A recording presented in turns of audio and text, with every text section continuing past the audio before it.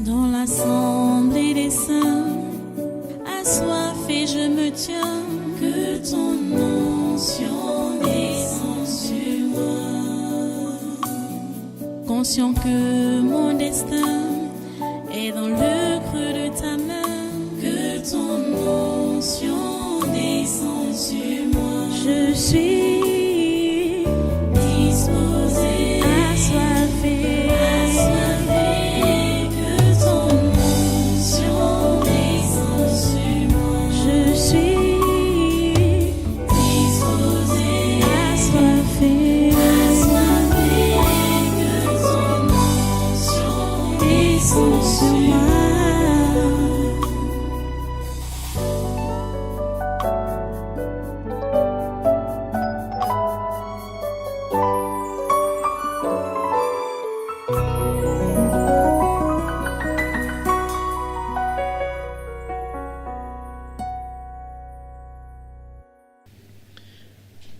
Jésus dit, ne croyez pas que je sois venu apporter la paix sur la terre. Je ne suis pas venu apporter la paix, mais l'épée. Car je suis venu mettre la division entre l'homme et son père, entre la fille et sa mère, entre la belle-fille et sa belle-mère. Verset 36. Et l'homme aura pour ennemi les gens de sa maison. L'homme aura pour ennemi qui? Les gens de sa maison. C'est là que ça commence. Dans la maison. Chez les tiens, ceux-là que tu appelais les tiens. Si tu es encore parenté à ces gens-là, ça veut dire que tu n'es pas parenté à Jésus. Tu n'appartiens pas à Jésus. Jésus dit que ceux qui lui appartiennent, ceux qui sont parentés à lui, sont ceux qui font la volonté de Dieu. Ceux qui écoutent ce que Jésus enseigne et mettent ça en pratique. C'est eux qui sont ses frères, ses sœurs et sa mère. Vous comprenez ça? Jésus est clair. La parole de Dieu est claire. Jésus dit au verset 37, « Celui qui aime son père ou sa mère plus que moi n'est pas digne de moi. Et celui qui aime son fils ou sa fille plus que moi n'est pas digne de moi. » Verset 38, « Celui qui ne prend pas sa croix et ne me suit pas n'est pas digne de moi. Celui qui conservera sa vie la perdra. Et celui qui perdra sa vie à cause de moi la retrouvera. » Voilà, c'est clair. C'est clair. Les amis, il faut que vous le sachiez, que les esprits familiers sont très subtils. Les esprits familiers sont très subtils. Les esprits familiers sont très subtils. Écoutez, ceux parmi vous qui prétendez avoir cru, avoir donné vos vies à Jésus, mais vous êtes à mi-chemin. Vous ne prenez pas la famille chrétienne comme votre famille normale. Mais, dans le même temps, vous prétendez vouloir quitter la famille charnelle. Vous séparez de la famille charnelle. Vous dites que vous sortez de la famille charnelle et vous venez vers la famille chrétienne, vous restez à mi-chemin. Vous n'adoptez pas votre famille chrétienne comme votre seule et unique famille. Vous avez encore des réserves vis-à-vis de la famille charnelle. Vous dites qu'on ne sait jamais. On ne sait jamais. Donc, vous êtes méfiant vis-à-vis de la famille chrétienne. Que si jamais elle vous déçoit, vous aurez où on va vous accueillir. Vous voyez? Vous comprenez que vous ne pouvez pas être chrétien authentique avec ce genre d'attitude-là. Que vous dites que vous donnez vos vies à Jésus et vous gardez les liens avec la famille charnelle. Que dans le cas où, au cas où, c'est elle qui va m'aider, c'est eux qui vont m'aider, c'est eux, comme dans la tradition, c'est eux qui vont m'enterrer. C'est même, hey Seigneur, ta grâce. C'est eux qui vont venir à mon secours. Je vous ai dit que si vous dites que vous avez donné votre vie à Jésus, vous devez entièrement compter sur lui et entièrement compter sur ceux qui ont donné aussi leur vie à Jésus, comme vous l'avez fait. Si vous dites que vous êtes déçus par ceux qui ont donné leur vie à Jésus, donc par l'Église, par les frères en Christ, ça veut dire que votre engagement pour Christ et votre engagement pour votre famille chrétienne n'est pas 100%. C'est ça qu'il s'agit. Ça veut dire que votre engagement n'est pas 100%. On ne vous connaît pas dans la famille chrétienne. On ne vous connaît pas dans la famille chrétienne. C'est pour cela que vous avez prétendu quitter la famille charnelle. Maintenant, là, vous êtes à mi-chemin. Vous voyez, autant vous engager totalement pour Jésus-Christ et adopter effectivement votre nouvelle famille et votre vraie famille, la famille chrétienne. N'ayez pas deux cœurs. N'ayez pas deux cœurs. Plusieurs sont ici avec deux cœurs. Donc ils sont là comme pour essayer la famille chrétienne. Si ça marche bien, ok, on va continuer. Si ça ne marche pas bien, on rentre derrière. Vous faites ça pour qui? Vous ne faites pas ça ni pour Dieu, ni pour le pasteur, ni pour les frères et sœurs. Vous faites ça pour vous-même. Et c'est vous seul qui allez porter les conséquences. Parce que vous ne vous engagez pas, effectivement, dans la foi chrétienne. La foi chrétienne demande que tu lèves les mains. Tu lèves les mains entièrement, tu lèves les mains. Tu dis, Seigneur, je m'abandonne. Et en levant ces mains-là, comprends que tu vas passer par des épreuves. Tu vas passer forcément par des épreuves. Des épreuves qui peuvent concerner le manque, le besoin, la maladie, les infirmités, la pauvreté. Ça, je dis, tu vas connaître des épreuves. Dieu permettra cela pour t'affermir, pour te permettre de lui faire entièrement confiance. Vous comprenez? Et chaque chrétien qui s'est donné à Jésus et s'est abandonné à Jésus et passe par les épreuves sans être rapidement soit secouru avec les béquilles là, machin, ou on le cajole pour que il ne tombe pas, celui-là, puisque la foi chrétienne n'est pas pour un jour, ni pour une semaine, ni pour un mois, ni pour un an. Avec le temps. Et les épreuves ne finissent pas. Comme les épreuves vont toujours venir, les prochaines épreuves vont rattraper ceux-là qui n'ont pas franchi les premières épreuves qu'ils ont eu à confronter.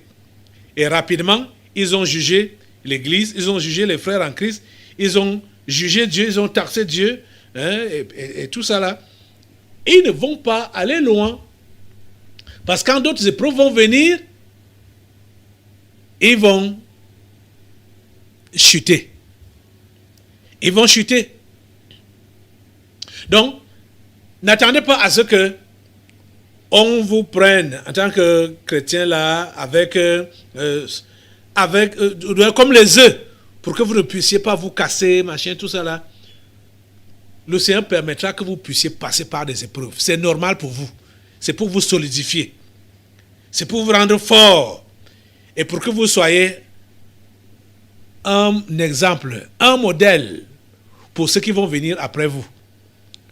Parce que tu ne peux pas donner des conseils appropriés à quelqu'un si tu n'es pas passé par la situation que cette personne-là passe. Tu comprends? C'est quand tu es passé par cette situation-là que tu es bien placé pour orienter, diriger, conseiller la personne. Tu dis, moi-même, je suis passé par là. Et voilà ce que j'ai eu à faire. Et voilà ce que Dieu te demande de faire. Ça va passer. Tu es un témoignage concret, authentique. Vous comprenez ça? Que le Seigneur vous aide à comprendre que pour ceux-là qui, à cause de leur foi, ne sont plus en bon terme avec les gens de leur famille, ne prétendez pas, comme vous dit, d'aller faire la réconciliation. Ce n'est pas ça qui est enseigné. Ce n'est pas ça qu'on voit Jésus faire. Quand Jésus a quitté la maison, quand son temps était arrivé, il a quitté la maison familiale pour commencer à prêcher. Il a été incompris. Il a été considéré comme un fou, étant l'aîné de la maison, étant l'aîné de la famille. Jusqu'à ce que ça n'a pas empêché sa mère et ses frères d'aller derrière lui pour essayer de le rattraper et de le ramener par force à la maison. Mais fort heureusement que la déconnexion de Jésus avec sa famille était authentique. C'est pour cela qu'ils n'ont pas pu mettre la main sur lui. Déconnecte-toi authentiquement des tiens. Ils ne mettront plus jamais la main sur toi et tu pourras faire le travail de Dieu comme tu as été appelé. Je ne te promets pas qu'ils ne vont plus jamais revenir l'un de ces jours. Mais aussi longtemps que ta déconnexion avec eux reste telle que tu es réellement déconnecté en esprit et en vérité, ils ne pourront plus avoir d'influence sur ta foi. Tu as compris, non? Et tu n'as pas besoin de demander des excuses à qui que ce soit par rapport à ta foi en Christ. Comprends ça et maintiens-toi sur ça. Vous avez suivi l'exemple de ce petit Sénégalais musulman qui est ferme dans sa foi musulmane. Le Sénégal, le joueur de Paris Saint-Germain, musulman. Il est ferme dans sa foi. Il dit que il a dit qu'il est sa foi, il est ancré, sa foi est ancrée en lui. Mais ça dit, le garçon là, j'ai pas vraiment, j'étais très touché par ses propos. Il dit ceci. Il dit, je ne suis pas français, mais sénégalais. Votre drapeau est coloré. Ma foi est ancrée. Il dit, votre drapeau est coloré. Ma foi est ancrée. Sa foi musulmane est ancrée en lui. Donc ça fait partie de son être. Un musulman, il n'a pas d'excuse à présenter par rapport à sa prise de position de ne pas travailler ou militer pour la promotion de l'homosexualité. Il n'a pas d'excuse à présenter, même comme son président a fait semblant de le supporter, de le soutenir dans sa prise de décision. Son président, Macky Sall, a dit que c'est sa foi, il faut respecter sa foi, machin, tout ça là. Vous voyez? À plus forte raison, toi donc chrétien, tu n'as pas d'excuse à présenter par rapport à ta foi chrétienne. Tu n'as pas d'excuse à présenter. Tu as compris ça? Que cela soit ancré en toi aujourd'hui, une fois pour toutes. Que cela soit ancré en toi aujourd'hui, une fois pour toutes. Tu n'as pas d'excuse à présenter par rapport à ta foi.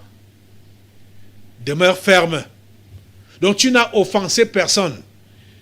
Je vais vous montrer dans les jours qui suivent que il y a ceux qui sont des gens déçus.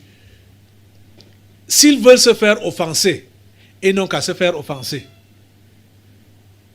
Mais pour toi, tu n'as pas d'excuse à présenter parce que tu as offensé un ange déchu par rapport à ta foi. Garde ta foi ferme. Garde ta foi plus que tout. Tu as compris? Ok. Maintenant, là, tu vas te lever pour la prière. Lève-toi. Je ne sais pas à quel niveau tu es, à mi-chemin, ou bien tu es réellement complètement dans la famille de Dieu, dans la famille de Jésus.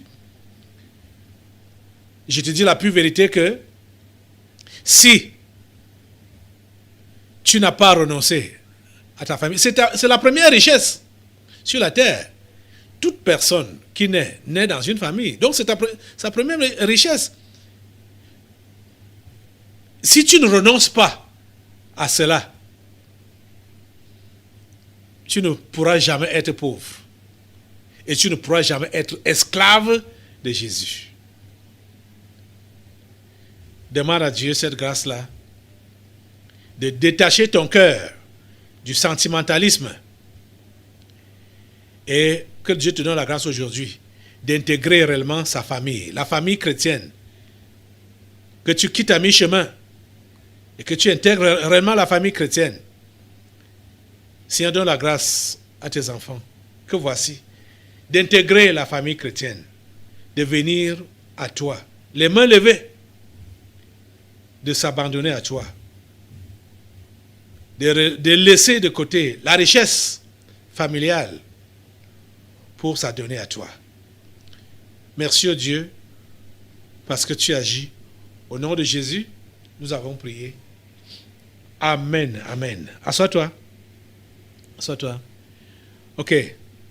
Maintenant, nous allons continuer avec notre liste des interpellés. Je vous ai supplié la dernière fois de nous rendre la tâche facile.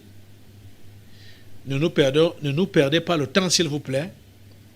Il faut que ce nettoyage arrive au bout. Donc, la liste, nous verrons jusqu'où on pourra aller aujourd'hui. Il faut que ça finisse. Ces interpellations qui ont eu lieu depuis le 1er mai. Nous sommes le 19 aujourd'hui. Donc, tout à l'heure, je reviens pour les délivrances prophétiques. Dans l'assemblée des saints, assoiffé je me tiens, que ton onction descende sur moi. Conscient que mon destin est dans le creux de ta main, que ton onction descende sur moi. Je suis